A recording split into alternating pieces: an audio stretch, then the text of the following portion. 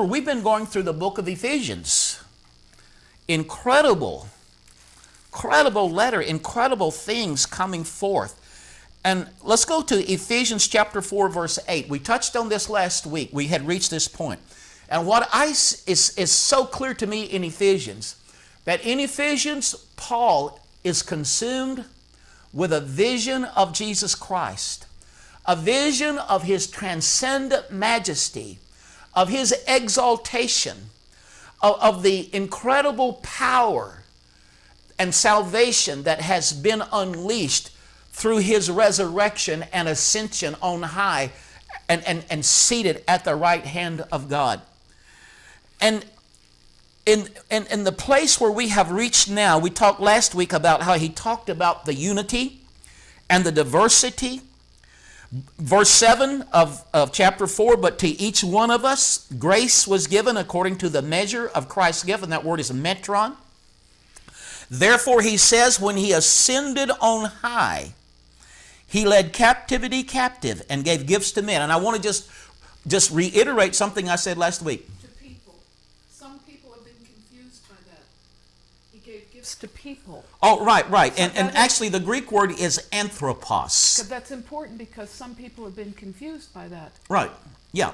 Anthropos is the word, it's a gender inclusive word for people. The Greek word for men as males is aner. The Greek word for woman is gune. The gender neutral word or inclusive word comparable to the English word people is anthropos. So it's the plural form of anthropos, and he gave gifts to anthropoids. Some of the newer translations, the New Revised Standard Version, the 2011 edition of the NIV, the New Living Translation, they all have people, and he gave gifts to people.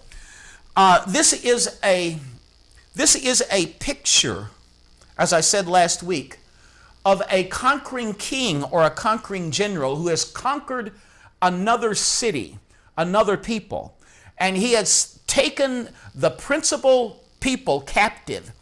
And in his victory parade, in his victory procession back into his home country and his home city, he would have the principal people that he has conquered, the kings, the generals, the elders, the principal people in chains behind him. And he would be having the plunder that he has taken from them, the silver and the gold, the cattle. And as he enters into his city, as the great and mighty conqueror, he gives gifts to people out of the plunder that he has taken through his victory. And he gives gifts to people. This is the picture of Christ. When he ascended on high, he had plundered hell. As it says in Colossians, that he spoiled principalities and powers and made a show of them openly. Jesus plundered hell, and now he ascends on high, the picture of a mighty conqueror. He ascended on high, and he gave captivity captive, and he gave gifts to people, and out of his great victory over death and hell and over Satan, he begins in that ascended place of glory on high, seated at the right hand of God with all authority in heaven and earth. Out of that place of exaltation, he begins to distribute gifts to his people. Wow. And some call these ascension gifts. Some call them equipping gifts. Some call them ministry gifts. I like the word ascension gifts because they are given out of his great victory and exaltation. And by the way, always remember this. It says he gave.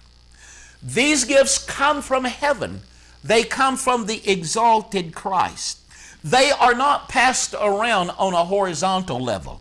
I hear people talking about that they're going to lay hold of Catherine Kuhlman's mantle, or they're going to lay hold of William Branham's mantle. Why do you want to lay hold of somebody's mantle? Why don't you get something from the risen, exalted Lord that is appropriate for you in your hour and your time, your generation? That is what this generation needs. We don't need a past generation's mantle. We need what the risen Christ has for us now, in this time, in this generation. Somebody say amen.